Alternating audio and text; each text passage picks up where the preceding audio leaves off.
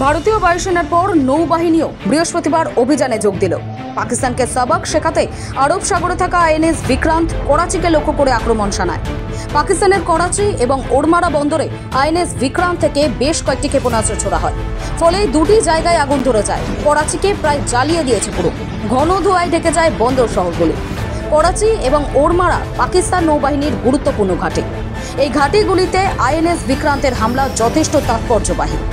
এই হামলার জেরে পাকিস্তানের নৌ অভিযান কার্যত ধরাশায়ী হওয়ার জোগাড়। এর আগে 1971-এর যুদ্ধের সময় ভারত ধ্বংস করে দিয়েছিল। ফের আবার করাচিতে এইভাবেই আঘাত আনল ভারত। বৃহস্পতিবার সন্ধ্যা থেকে জম্মু রাজস্থানের মধ্যে একাধিক জায়গায় পাকিস্তান হামলা চালাচ্ছে। একের পর এক ক্ষেপণাস্ত্র নিক্ষেপ করেছে, তবে তা সব প্রতিহত করেছে ভারত। এর আগে বায়ুসেনা স্থলবাহিনী পাকিস্তানের সব শয়তানি ঘুচিয়ে দিয়েছিল, আর তারপর নৌসেনার আইএনএস বিক্রান্ত পাকিস্তানের করাচি পোর্ট পুরো ধ্বংস করে দিয়েছে নৌসেনা। একসঙ্গে ভারতের 3 বাহিনীর প্রবল প্রত্যাঘাতে কাহিল করাচি। লাহোর, ইসলামাবাদ, শিয়ালকোট সহ পাকিস্তানের 7 শহরে পাল্টা ক্ষেপণাস্ত্র হামলা চালায় সেনা। ব্যুরো রিপোর্ট, সময় কলকাতা।